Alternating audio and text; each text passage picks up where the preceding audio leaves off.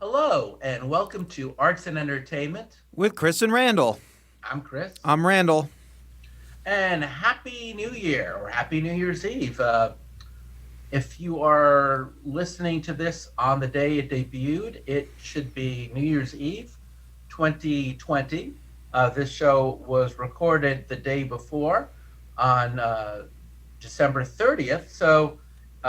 It's a year in review show, and unless something really different happens in the next day and a half, I think we've got the full year covered, don't we, Randall? Yeah, probably, yeah. I don't think Anything anything's before? going to happen, Chris. I don't think so either. And if it did, I'm sorry, it got gypped. Yes, this is the episode called "The Year in Arts and Entertainment 2020," and it's not going to be a show where we're like, "Here are the best of this," or "Here's a chronology of that," because there's a million shows that can do that. Yeah, it's a COVID show. I'm so sorry, but it was a COVID year, and how can you not deal with the issues of COVID or the issues of diversity? There wasn't a lot of other things going on this year that are as important. So we'll be talking about our own stories. We'll be talking about our experiences as consumers of arts and entertainment, of makers of arts and entertainment. We'll be talking about experiences our friends have had who are in the arts this year, and just try to give an overall sense of what it was like. I mean, you're alive in this time, so I don't need to tell you what your experience was. I just want to have Randall and I share with you how we felt we all interacted with art and entertainment this year.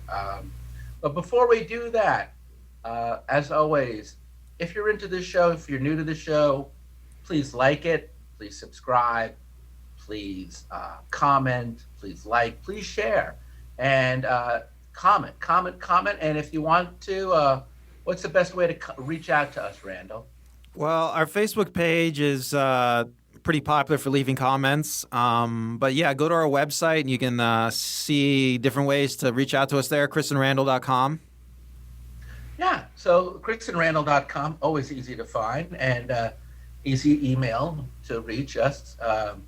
If you have any criticisms, we'll absolutely listen to them. If you have any compliments, we will be so happy to hear that. And any suggestions for future shows, we're definitely always looking for new topics. Yeah, send us some topics if you want us to talk about something. Yeah. So again, this show is really about our experience as consumers of arts and entertainment this year, our experience as makers of arts and entertainment this year. We'll be looking at this. Does arts and entertainment this year work? How did it work as a form of escapism?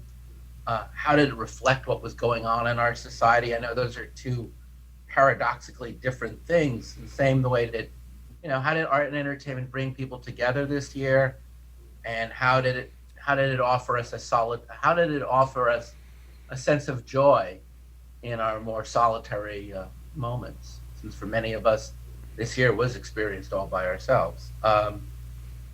But we have to really start out with before COVID, at the beginning of the year. So where I was and where you were, Randall, at the beginning of the year. At the beginning of the year, I actually went to an art exhibition at the Getty as soon as I came back from New York with Kelly. It was a small exhibition of works by Manet and some of his contemporaries, and it was very nice. If you've ever been to the Getty Center, you know that it's as beautiful outdoors as it is indoors. What month was that? January. And then in February, I put together what would be my first and only live storytelling show of the year as a producer of storytelling. And it was interesting. It was just called The Week in Review. And I assigned a day of the week to each of my storytellers. And then they had to come up with a story about what happened that day. And to give you an odd idea of where we were at, just a month ago in February, I gave them just the first week of February, and everyone was really struggling to come up with anything meaningful or life changing. Believe it or not, as late as early February, it was like, well, I don't know. I went to the supermarket. I had a weird phone call. Our lives were so. It was just such a lovely, plain, kind of bland quality to it. How did you start this year? Yeah, I was working. I have a day job as a lifeguard, and I was working at the pool and watching people enjoy themselves at the pool. And, I was reading about the pandemic coming in from China, wondering how bad it was going to be. Yeah. And I was watching people just go about their lives. I remember I live in West Hollywood. I was walking around my neighborhood, seeing people just hanging out at restaurants, eating, thinking, wow, these people, this is going to be bad. These people. You know, I was working at the Alex Theater here in Glendale, and I was a bartender. So you know, I was just catching all these like I would work a show, and then like on my 15, I'd catch Patti Smith perform, or I would catch Rafi, or I'd see a musical or a talk or whatever. It was really digging it. We were the hosts for the LA SAG Awards, and that was cool because the SAG Awards were being broadcast, and then all these LA actors were in the room reacting to it, and it was kind of groovy. I mean, we forget this now, but prior to COVID, the biggest thing was the Oscar races, and seeing all the Oscar movies uh, before before the winner came out, and then I was a big fan of 1917. What was your favorite of the Oscar noms this year? Well, yeah, I thought it was. I'd have to look at the list again, but I thought that it was kind of a weak year for movies. I didn't like 1917 that much. Okay, well, what was your big film? Parasite, I think, was probably We're the gonna best. get to. Okay, so you were actually happy with what they chose Oh yeah, as the oh best yeah. film. Okay, you and Kelly both. I am a big fan of that director. I like Memories of Murder. I like Snowpiercer. I do think Parasite is a very good film. I think that Ford versus Ferrari was a better film. I think 1917 was a better film. I think I can't remember now, but there was a number of films I thought that this year were better films. But uh, the weird thing about Parasite is I don't know how many people actually saw it saw it at all. I think a lot of people just voted for it. I don't know why. I mean, it was kind of a weird phenomenon, wouldn't you say?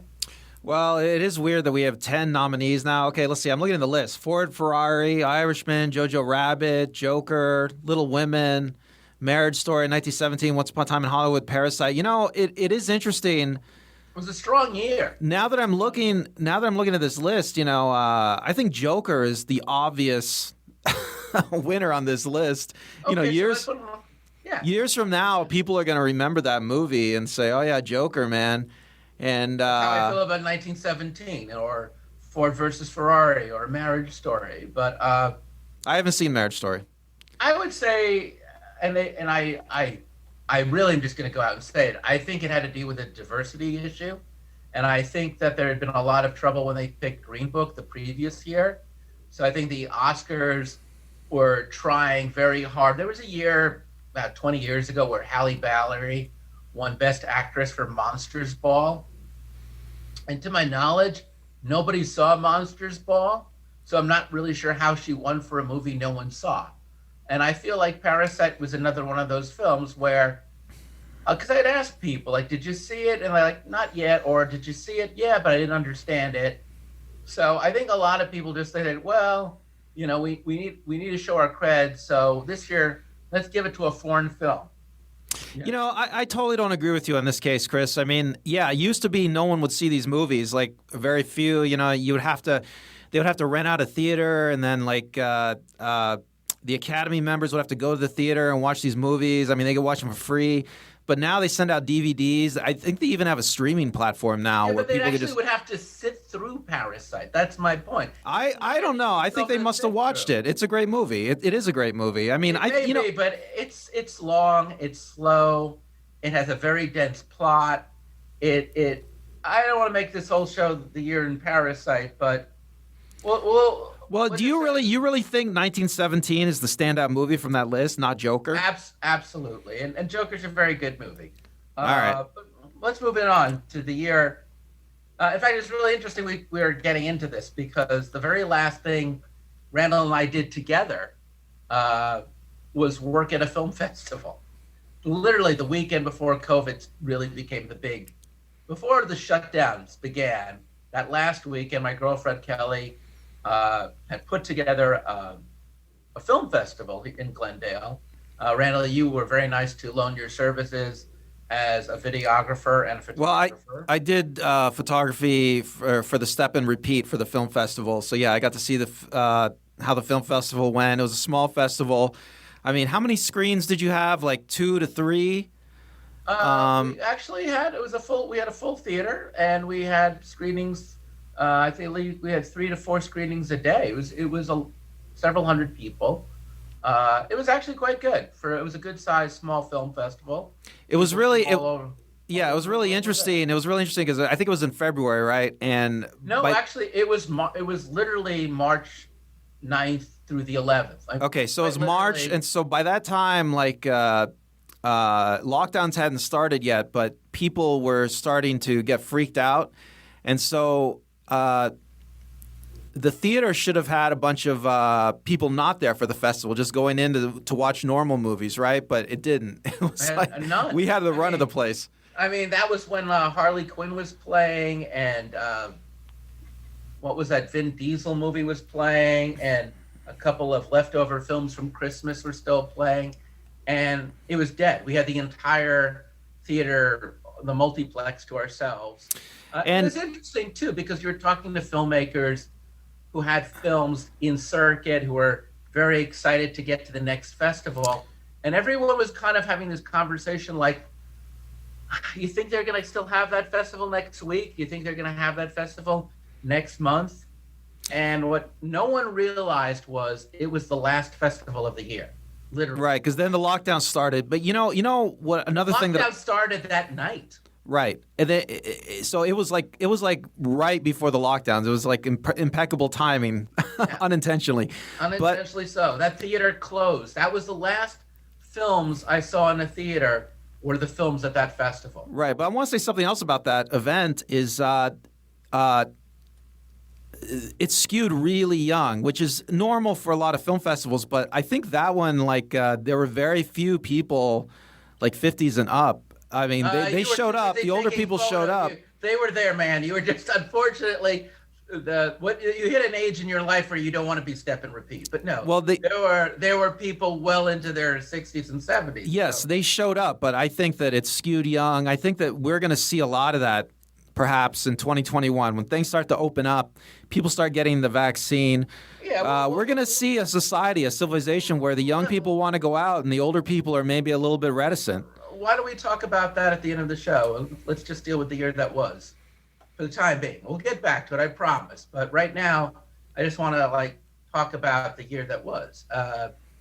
At that event, a friend of mine who's a writing partner of mine, my friend Matt Brubaker, is the executive producer of a movie called Followed. And he gave a wonderful discussion to the people in attendance about what it's like to produce your own film, take it through the festival circuit.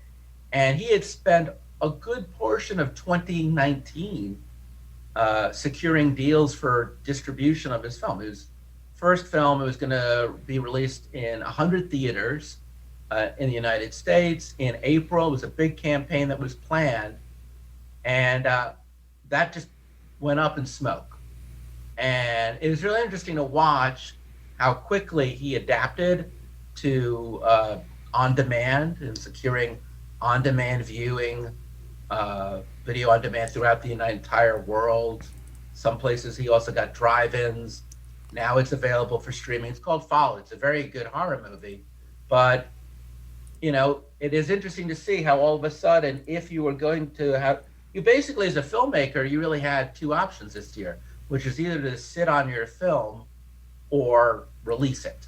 And we'll talk later about streaming and cable, but one of the places where people were still releasing films, or at least where people were going to films, were the drive-in.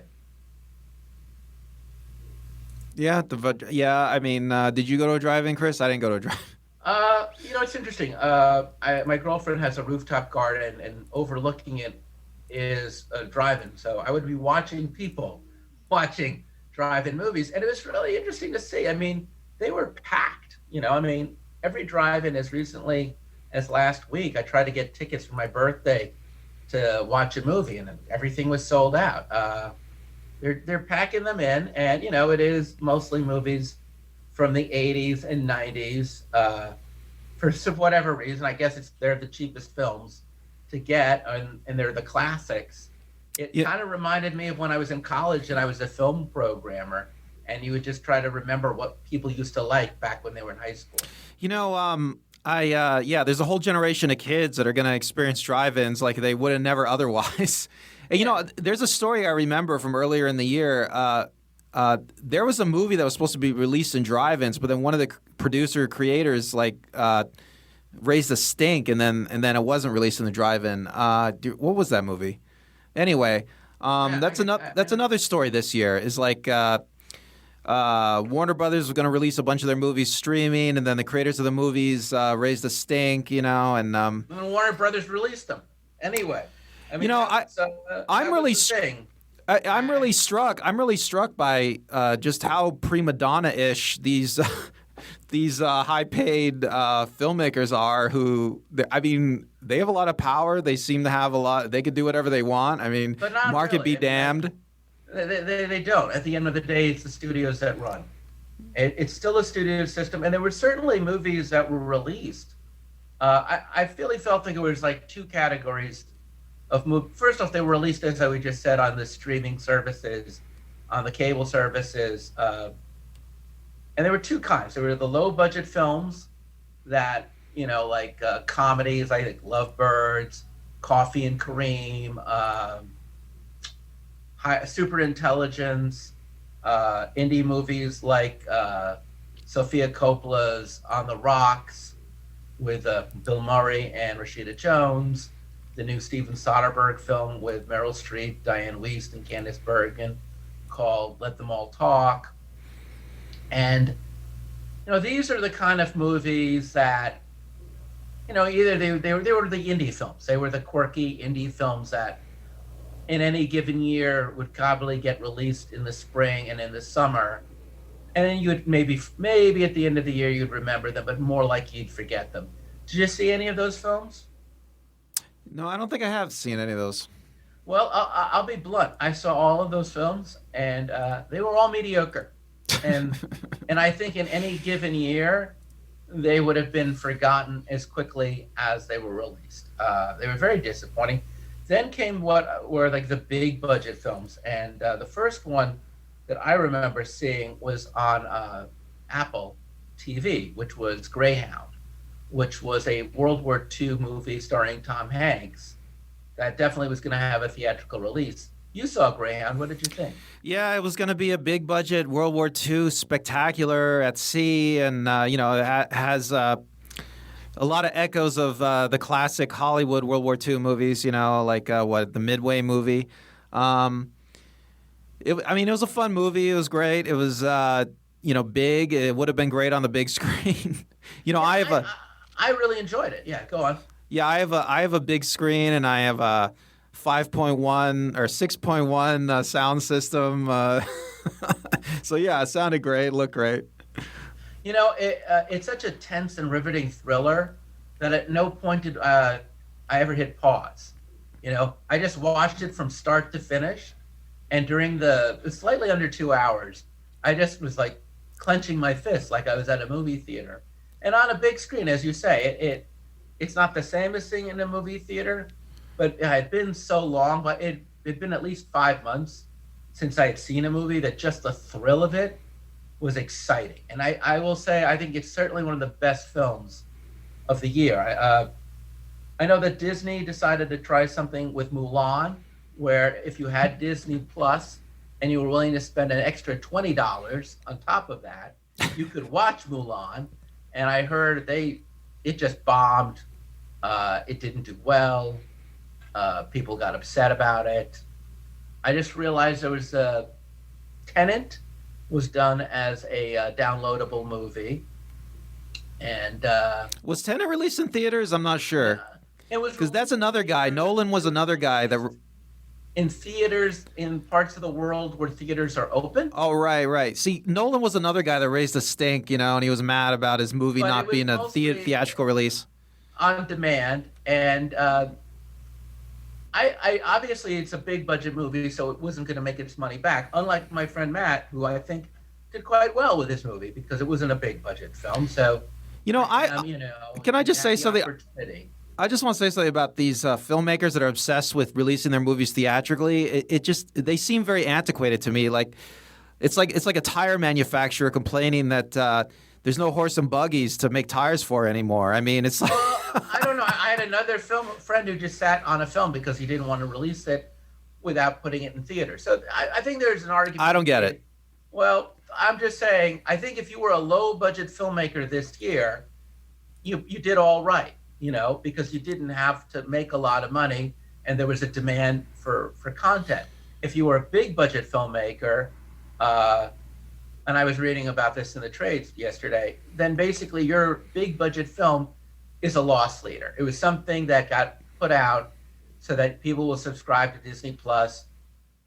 I don't really know what the benefit was for Tenant, but it was there. And then, of course, there's the big one, which is Wonder Woman 84, which was definitely a loss leader for HBO Max in that it was used to get people to subscribe to HBO Max. It was a $200 million film.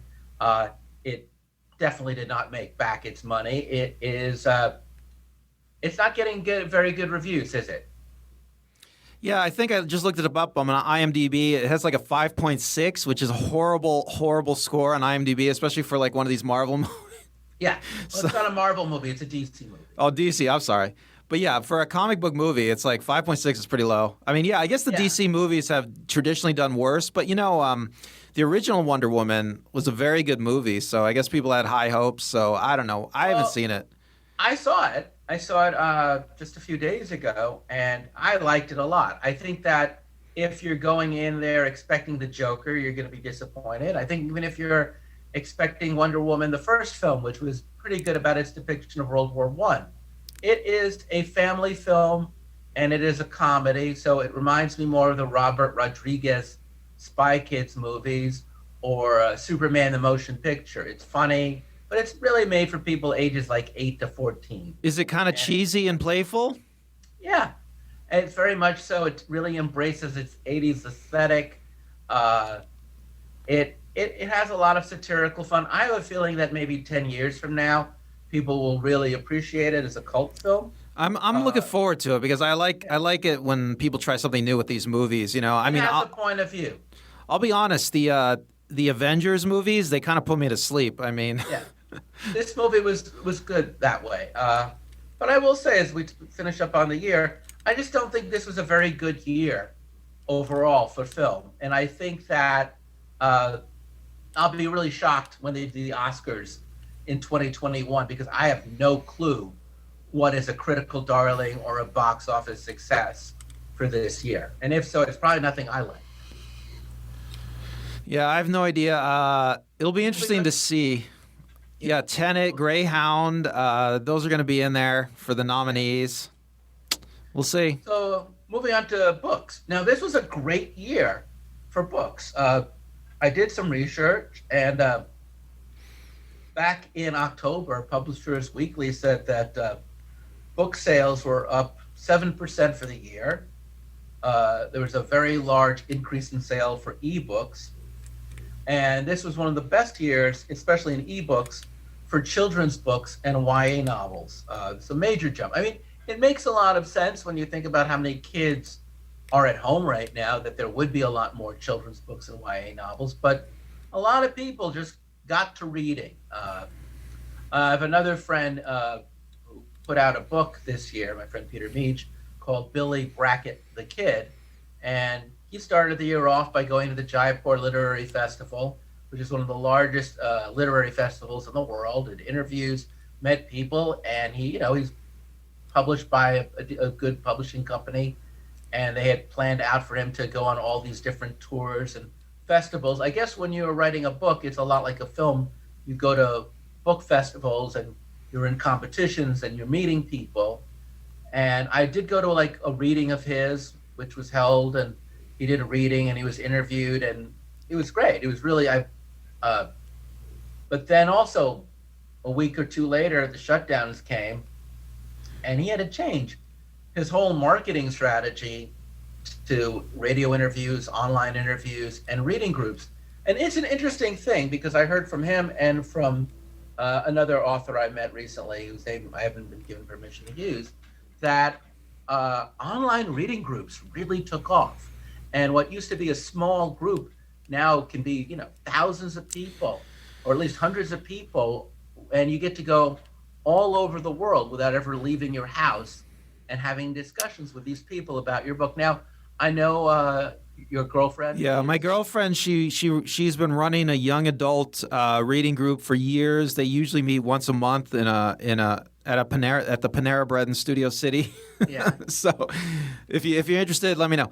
I'll hook you up. But yeah, so she loves reading these books, and she knows she runs a group. Other people like it, and they went to Zoom, and she told me they were meeting once every 2 weeks Wow, because so it just increased. just because of the demand. Yeah, because people really wanted to meet and talk about the books they're reading, and people are reading more. So yeah, I mean, it's big. Yeah, it's interesting how, in a weird way, reading kind of brings people together. And this was one of the examples of how I think reading, either if you're by yourself, and most of the days I am by myself, and I'm just curling up with a good book.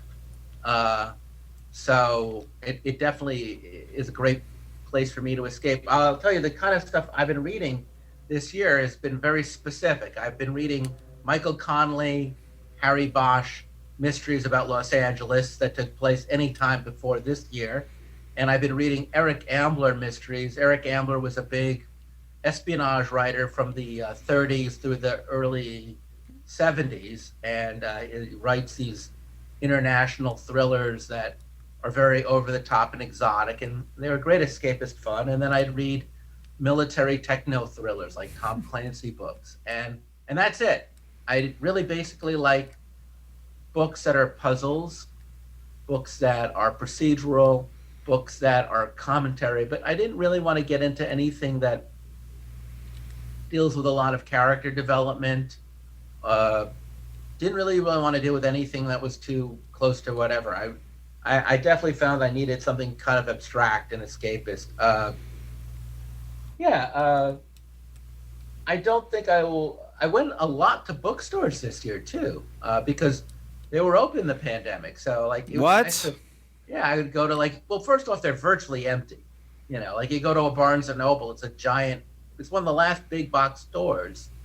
There's no one there, and you can just see books again, and it's exciting. Or I go to a used bookstore, which has even fewer people, and it's so nice to, like, pick up a book and hold it in your hand, and so many stories. I'm I've amazed that always they. liked reading as a kid. Always did. I mean, I think when I was 12 years old, back in my early adolescence, I would always even in college, I'd always have a paperback stuffed in my back pocket, in a jacket pocket, a coat pocket, in my book bag, just so that wherever I was, whether I was on a subway or waiting for somebody or something, I could always just open a book randomly and start reading. And I got back into it, and I really forgot how much fun it is to just spend a couple hours lost in a good book. I didn't really have been reading that much, I guess, in the last several years. I know you're not a big reader, are you?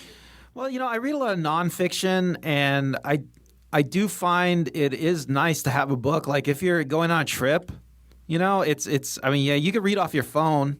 You can listen to books being read to you off your phone. Audiobooks are amazing. I mean, I think that's the future. But yeah, it is nice to just have a book, and whenever you can, you just flip it open. If you got a moment and you just start reading it, yeah, it's great. I mean, maybe someday young kids will rediscover. There'll be somebody reading in a flashback movie from I mean, from I the would read. '80s. I'd read books, and as soon as I was done with them, I would ship them out to my mom because she's all by herself, and she loved reading books. And does your mom? I'm sure, because she's a librarian. She probably My read a lot of mom's books. a retired librarian. Yeah, of course, she loves reading books. Yes. So it's interesting just to hear from them, like how much reading really started to fill in the spaces. Music. Uh, we've done a lot of episodes on music, so it's funny this way that I feel like in some senses I'm just repeating every episode, every third episode that we did is basically what we're talking about right now, It's which is good to have overlap, I think. yeah. Well, it was an escape to the past. Music for me this year uh, was definitely an escape to the past. It certainly helped that, as we've talked about here before, that in LA, most of the major radio is just geared towards Gen X people. So you just turn on the radio, you will hear something from the 80s, the 70s, the 90s, the early aughts. It's very comforting because I feel that, my girlfriend is a professor of psychology, and she explains that with memory, uh, it's kind of like a file folder. So if you're hearing a song, and I'm probably not remembering what she said well, but if you're hearing a song, you have all these other memories associated with it. It normally tends to be the good memories. So, like, if I'm hearing, like, Rock the Casbah by The Clash, I'm immediately transported to high school in 1983 in a school dance. And this one kid I knew who used to do this, where he would make finger guns whenever he did Rock the Casbah, and I smile. So it was definitely, I think for me, music was a narcotic of choice for that reason. Did you listen to much music this year? I don't know. I don't think I did. I listened to some top hits. I've noticed that sometimes I like to go to YouTube and see what the kids are listening to, and I Yeah, know dance music is really popular. dance music, '80s throwbacks. The '80s retro stuff is really big. Saved by the Bell is coming back. Yeah, so like musically speaking, that's a good point. We had done a show about the popularity of radio playing oldies music, and then about a month ago, the LA Times wrote the same article. So someone at the LA Times, thank you, Someone at the LA Times is listening to our show, listen to Chris. our show. But there was a good point. I was watching a thing on the top 10 songs according to Billboard for 2020, and most of them either referenced 70s disco or 80s new wave synth pop. And one of the two biggest songs of the year was Blinding Lights by The Weeknd and Circles by Post Malone, which two songs I've actually heard quite a bit on the radio, which is pretty shocking for an old man like me. Those songs But are very, very '80s, aren't they? oh, they're not just that, but they're like very particular in that they're that synth pop sound with a like. Obviously, they're using modern electronic equipment, but yeah, the beats are so clearly distinctive, and these people weren't even born in the '80s, so I'm kind of impressed by their level of dedication. And then, YouTube as well, because in YouTube, not only would I watch old concert footage, but people like Neil Sedaka every day puts on a mini concert, or other artists that I like would get together and do a thing where they would take band members and play with some of their oldies music and cut up, which room someone was in. Ringo Starr did his 80th birthday on Zoom with friends, and a lot of artists, even from Taylor Swift to Paul McCartney, recorded albums while in quarantine. So there were definitely a lot of productive artists this year. Yeah, for any artist who just they're like a pure artist, they can just sit in a room and perform for you. This was their year, wasn't it? Yeah. I mean, Well, actually, it was really great because of that. I think that certainly with Neil Sedaka, but Nora Jones, there's a number of people who did this. I would imagine that a lot of older established musicians who are maybe not as popular as they used to be back in the height picked up new fans, especially Neil Sedaka, who's 82. So a lot of his fans are dead. well, could I just make a note? My point is, I just get to it in a sec, is that I think that the medium of, say, YouTube specifically became a new place where an artist could communicate directly with their fans or increase awareness of their music. And normally that would make sense to the millennials or the Gen Zers. But I think this time it's now finally reached the mainstream Gen X and older and the boomers. And it'll be interesting to see how they use this platform to get more of their music out into the world, both the catalog and the new stuff. You were saying. Yeah, I just want to say there seems to be this overall trend in culture. There used to be this thing known as the generation gap, that started with the baby boomers, because there was such a huge cultural rift between the boomers and their parents. And so there's this idea that the old people, all their stuff was crap and just forget about it. And only the new stuff, the young stuff matters. And it's like we're way past that now. I don't know. Maybe there's still some of that sense from kids, especially high school No, kids. I But think I think you're onto something because, and if we get a chance, I want to post it.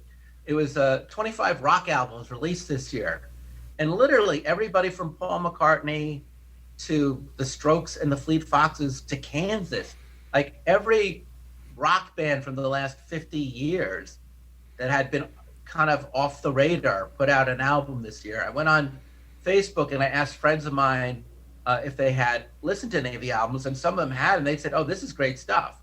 Not only had a lot of artists put out new work, but they put out good work, and maybe they put out good work not because it's weird to say this, but if you're a musician, you normally make your money on tour, and the studio pays for your production.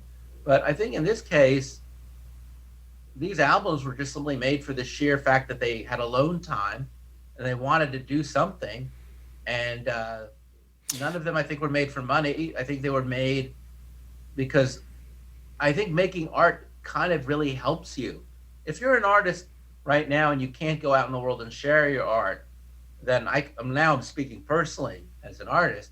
Yeah, there's a great joy. I started, I'll get to me in a bit, but I can see why they did that. And it will be interesting to see what the albums were like that were produced this year, years from now. yeah, well, let's go on. Yeah, I was just like what I was saying. It's just I'm glad to see that the baby boomer generation obsession with the old people, the olds, is like kind of dying away, which is I think that's good for art, actually. It is interesting. I have friends who are musicians. I have one who's recording music at home digitally, and it sounds great. I have another friend who plays in a band outside with social distancing, and he's having a great time. So there is music. I remember walking by a park back in the summer, and I heard of a guy play guitar, just some Beatles song, acoustically, and it was the first time in months I heard any live music, and whew, it crushed my soul. So TV, TV picked up the slack for movies and helped us stay connected. I feel like our generation, if there was ever a generation raised to sit in front of a TV and watch reruns all day, it's Gen X. I watched a lot of TV growing up, Chris. Yeah, a lot. Like that. We have no problem. I don't think anyone will ever watch more TV than Gen X. I think. I could be wrong, but even like yesterday, I was bored, and I'm like, I'm gonna watch Star Trek, and I realized I can watch Star Trek on both like Amazon and Netflix. And by the way, I'm talking about like the old school Star Trek from the '60s. That's the best Star Trek. Well, I just remember as a kid, I would just watch hours of that in the Twilight Zone on marathon. So it's so awesome that, because of streaming services, every day can be a marathon day. Every day you can go, I'm going to watch every Twilight Zone. Every day I can watch whole series. Was there any TV series that, because we have all this free time, you just watch from start to finish? I started watching the Star Wars Clone Wars show. I watched Queen's Gambit, which I think you want to cover later. Yeah, we'll cover later. But like shows that have been on for a couple of years that you finally got around to. Oh, I watched Transparent, the Amazon Prime show, Transparent. How was that? I never saw that. It won tons of awards over and over and over. It's a very good show. You could tell it's a labor of love. Amazon. It's one of these things you could just tell. Like Amazon just said, yeah, we need to make a mark, so we're gonna let you do whatever you want. We're gonna let the artists do whatever they want. We're gonna give them a bunch of money and go wild. The show it breaks every boundary. There's nudity. There's comedy based around sex scenes. It's about rich Jewish people in Hollywood, rich Jewish family, and they are just, I guess, what you assume is their average life in LA. And I don't know. It's a good show though, Chris. It's very entertaining. I'll definitely try to catch it. I caught up with Schitt's Creek, which is about a rich Jewish family that Oh yeah, I lives started in watching that. L.A. Very good. And Are they Jewish in then that show? I didn't. oh well, hell yeah, Okay, absolutely, and proudly so. I didn't catch that But part. in the pilot, they are no longer rich, and in the pilot, they leave L.A. to live in this town called Schitt's Creek, where they're no longer rich and they are no longer living in LA, but they're still very Jewish. And as a Jewish kid myself, I really want to thank Dan Levy because I felt like his character of David Rose, I just really felt like there's certain qualities I see in myself that I could see in him that are. I just really like the way the Jewish people were portrayed in this. I thought it was a very positive experience. Yeah, I started watching that. I'm not very far into it, but I started watching it because Amazon, Netflix kept recommending it to me. Netflix. Like It's really they have my number. It did win the Emmy for best TV series, best actors, Yes. actress, supporting actor, supporting actress. It's a quality show. It's a quality show. Well, you know what's great about that show is they really depict. They're willing to poke fun at rich people, which is like instead of portraying rich people as demigods walking amongst us commoners, they point out the foibles of rich people, which is I don't know. I think it's kind of it's brave.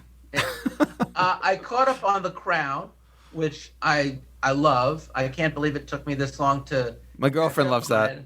Oh, it's a great show. I can't say enough about it, except I'm not going to talk about it because I think you know what it's about, and you should just watch it. The Queen's Gambit was a limited series, and I just thought, what do you think, man?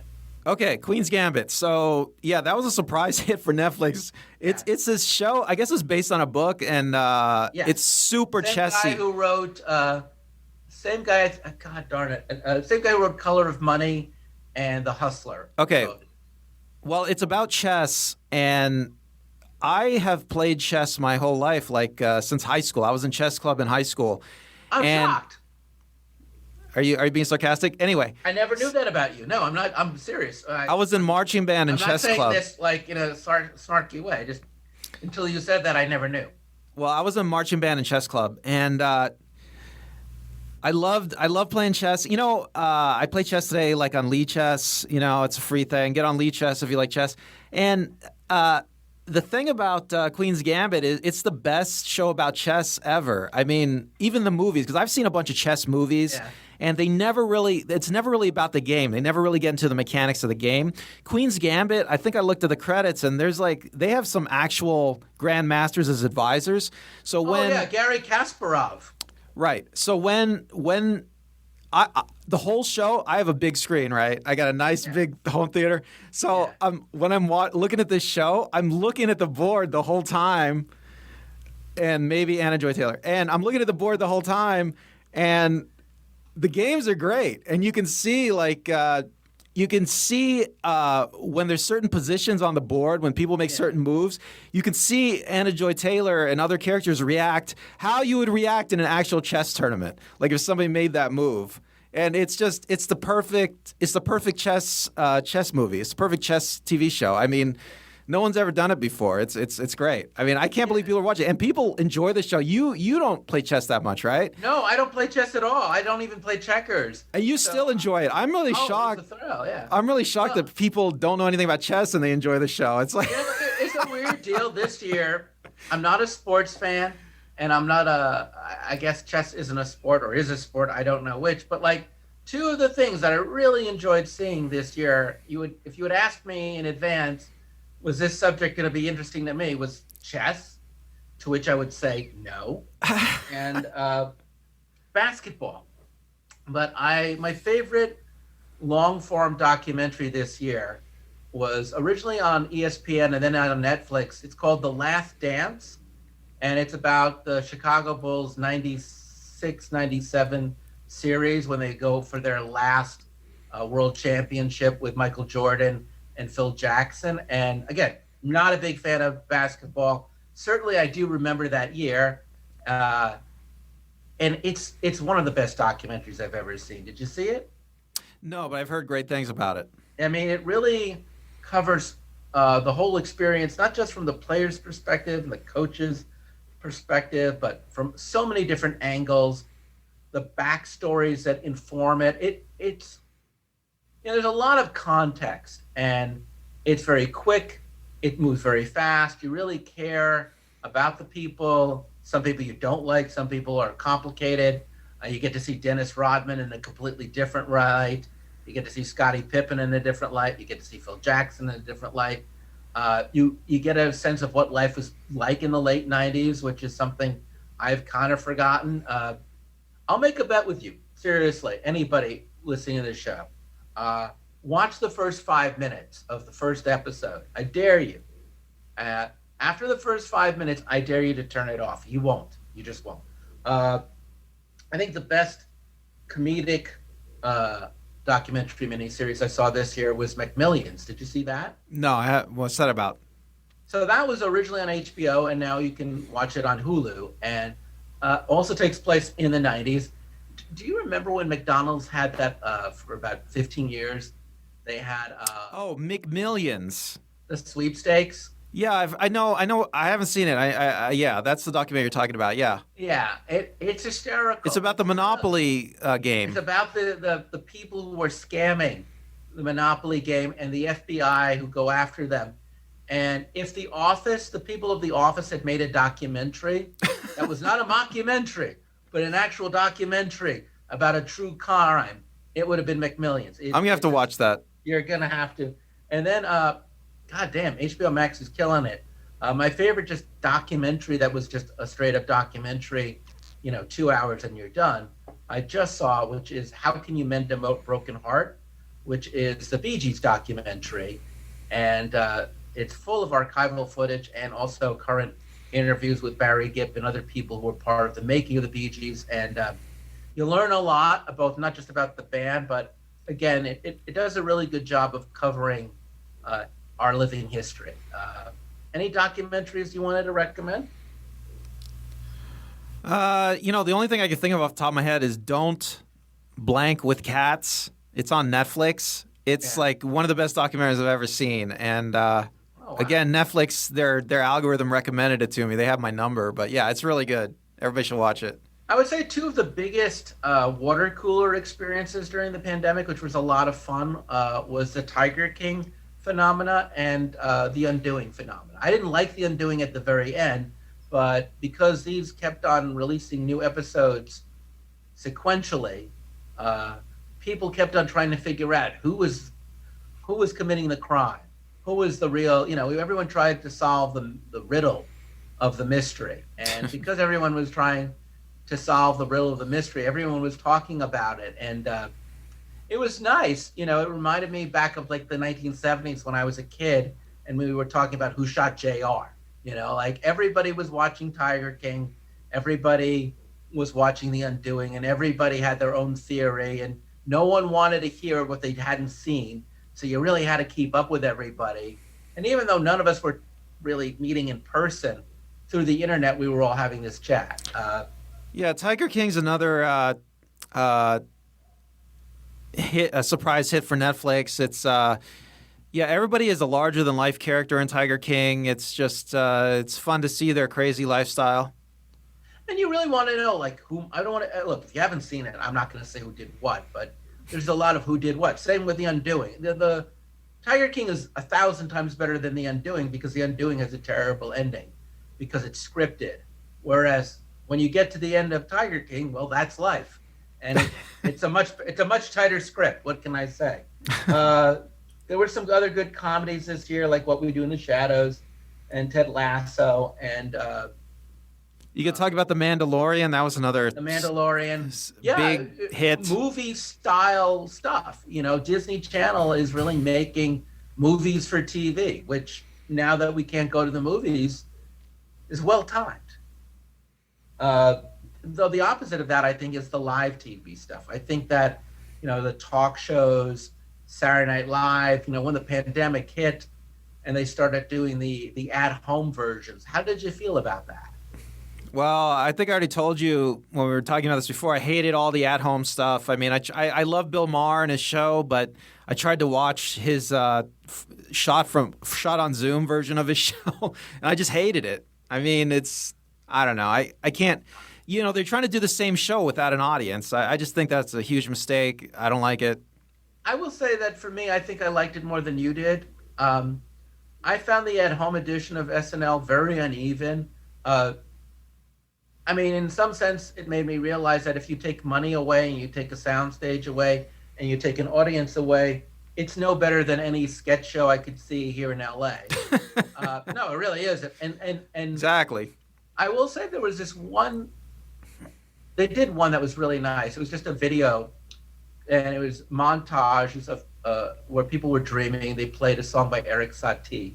I can't remember the actual name of the piece. And they were all dreaming about things that they missed that they couldn't do during the pandemic. And that actually made me cry. That was you can find it on YouTube. It was, I thought, really quite lovely. And I did like the weekend updates, both on SNL and, for that matter, I enjoyed it on the talk shows like Seth Meyers or Jimmy Fallon or Colbert or any of the talk shows. I really liked having comedy that was dealing with what was going on in the world, not just with COVID, but with politics and just with life in general. I think that it can be very painful. And to me, actually seeing them at home without good hair, without a nice house, just like I could look at their books, I could look at them. I actually, to me, on some level, is more humanistic. I felt the interviews were a little bit harder because a lot of times people weren't promoting.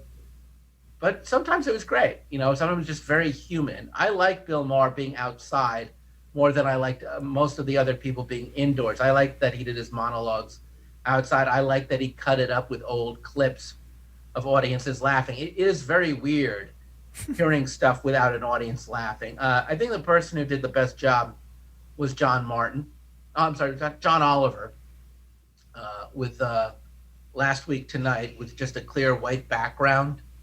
And it just looked very smooth and very professional. That said, I'm very glad that they're back in the studios, and it's a lot slicker. The other big thing that happened in television and in comedy is because of, I think, once George Floyd and Black Lives Matter really entered the conversation this summer, diversity really became a very big issue in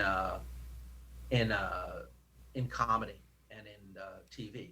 And you're talking about blackface.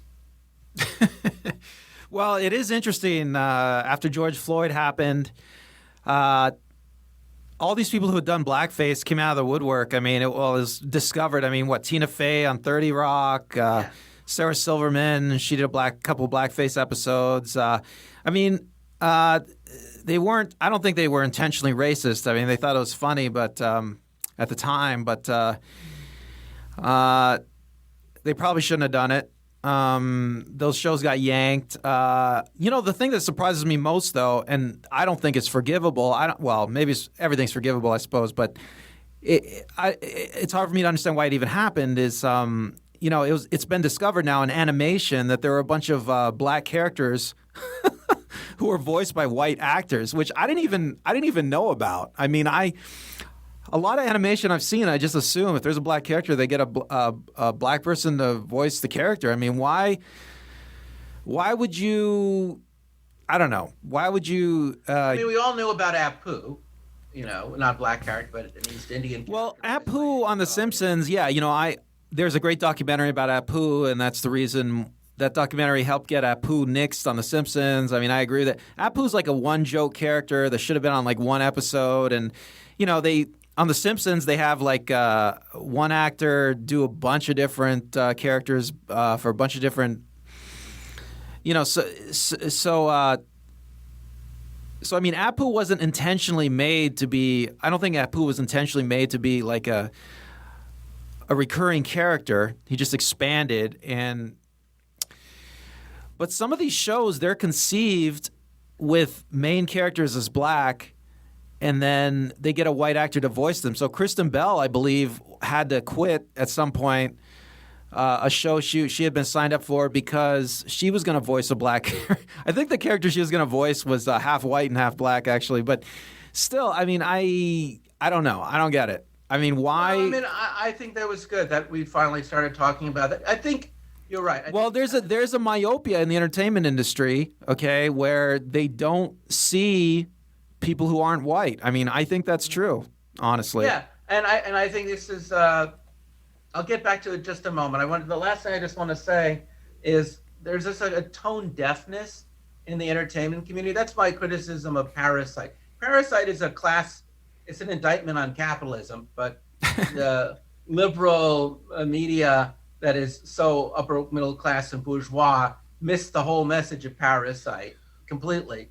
And to show how tone deaf they are, their latest sitcom coming on NBC is called Mr. Mayor, about Ted Danson, like he hasn't stopped working, plays the wacky mayor of Los Angeles with his racially and gender balanced cast. Yeah, I just want to say something quick. Is this really the time to be making a wacky sitcom about being mayor of Los Angeles?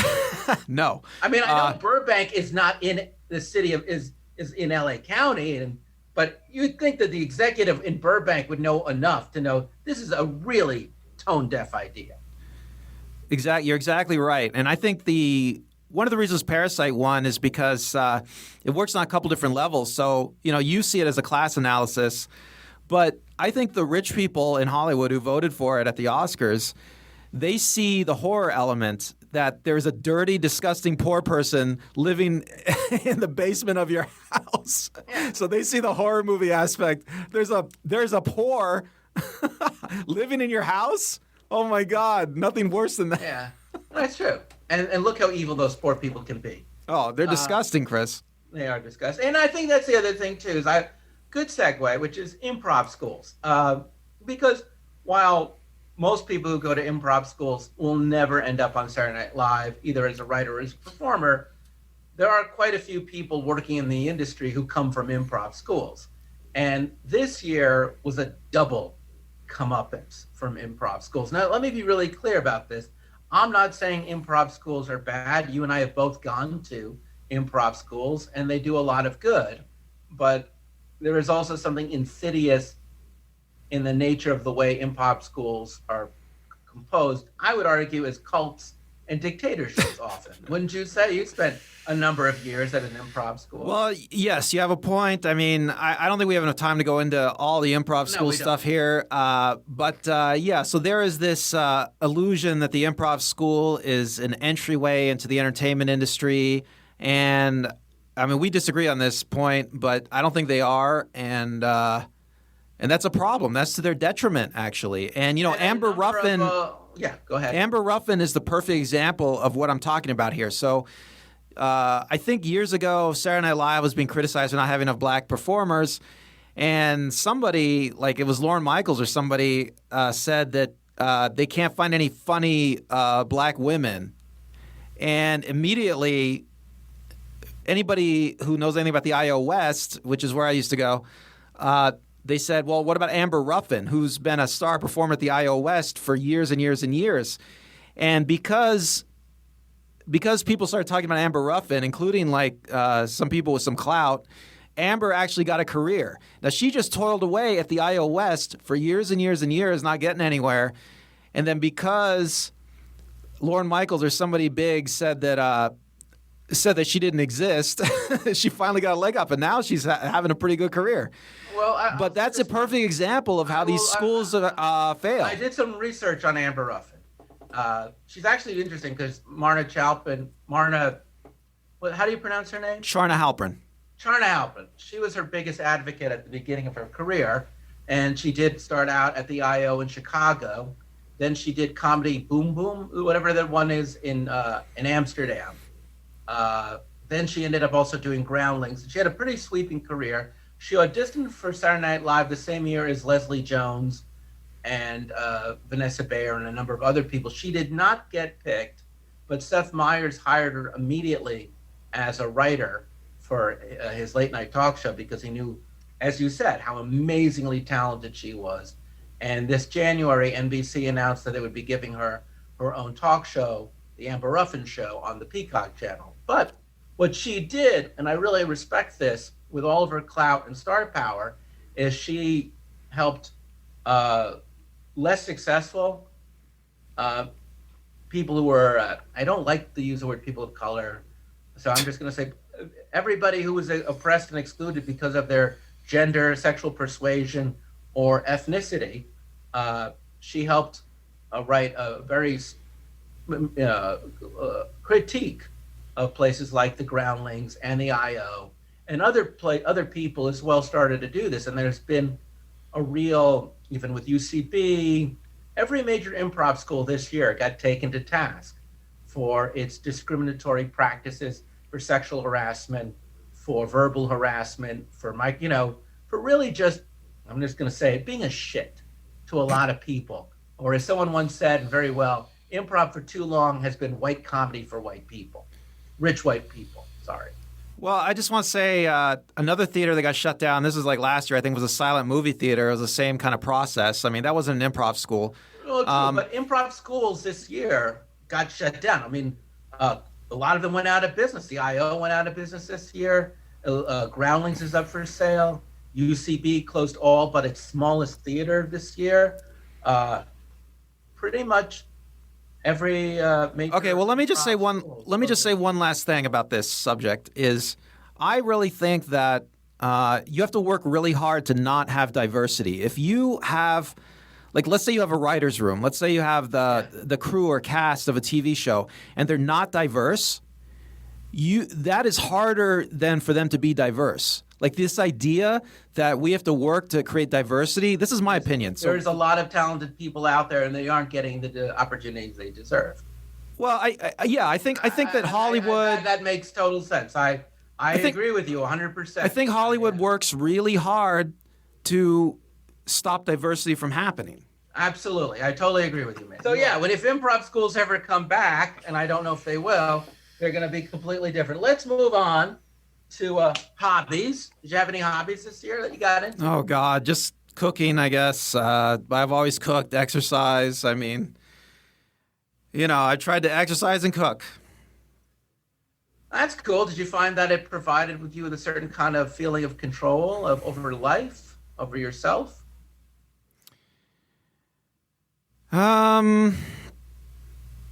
Well, I cook for my girlfriend, so it feels nice that I'm helping her a little bit in life. I don't know.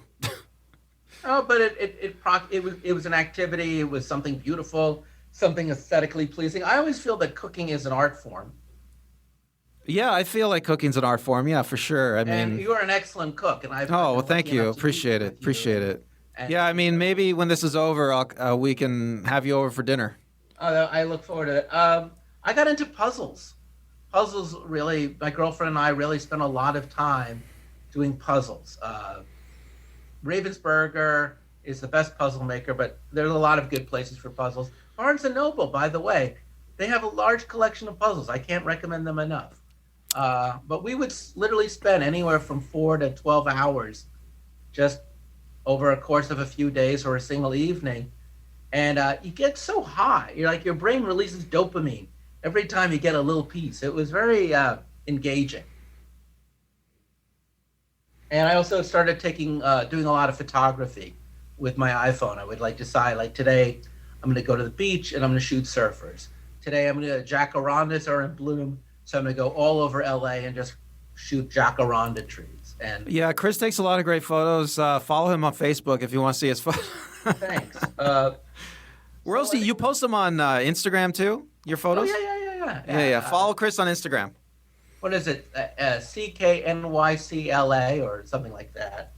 So I think the most important thing that we've been kind of not talking about yet is Zoom, which up until this year I would have associated with a children's TV show from my youth. I look, I know what you're saying. Zoom meetings. No, we're not talking about Zoom meetings. Ugh.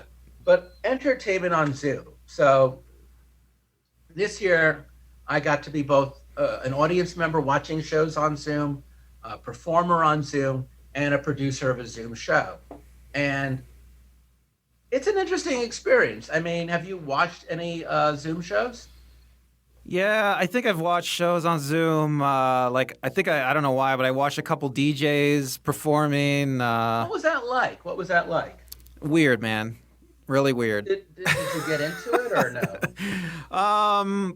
No, not really. I mean, I don't know. I don't know if live performance is that much fun on Zoom. I mean, I guess I did see one of Annette's rock and roll friends How do a was that? concert. That was fun. He was good. He played the instruments. I mean, he was a good musician, so it was fun Yeah. to watch. I mean, I've caught just a little bit of music on Zoom, and I really enjoy it in the same way I enjoy it on YouTube. Uh, my girlfriend is a stand-up comic, so I saw her do stand-up comedy. I've also seen other stand-up comics on Zoom, and it's a bit weird because to me, I find the lack of an audience, you know, it's like not having a laugh track. So I don't know when I'm supposed to laugh, and they don't know if their laughter is coming. So I don't think stand-up comedy works particularly well on Zoom at all. In fact, she said it's very hard to do crowd work on Zoom. You can try, but it's a bit weird. And then I've seen storytelling on Zoom, and that works because I like storytelling. I've done storytelling on Zoom, and that's a little interesting for me because again, it's the absence of an audience. So, in some sense, there's an audience there, but you don't see them, you don't feel them, you don't hear them, and you're just looking at yourself like I am right now, but you're looking at yourself while telling a story. So you end up watching yourself. It's a bit awkward. I just produced my first Zoom storytelling show this past Sunday for my birthday because I'm a narcissist and apparently I can't get enough of me. So, hey, Randall, you were in the audience. How did that one go? I think you're right. The storytelling on Zoom seems to work. I mean, I don't know why you're looking at yourself when you're telling the story. I think you should change the view to the audience or something. But yeah, I think it kind of works. I mean, I think it's better because I've seen shows. I've seen various shows on Zoom, but I think it's better when you unmute the audience. I know that you tried muting the audience, but then when people clapped, it was Well, like you have to because you have to you have to keep the audio. I've seen it with unmuted, and it's too much cacophony. In fact, I accidentally had one problem where I did unmute somebody, and they talked over someone's story. yeah, I So saw that. It was like you that- unmuted somebody, or maybe they unmuted themselves, they and then unmuted themselves. they It was took a phone call. Massive, yeah. It's the So middle that of somebody's happened. story. It was a real shit show. Thankfully, my friend Emerson Dameron, who's an excellent storyteller, recovered, and the story continued on.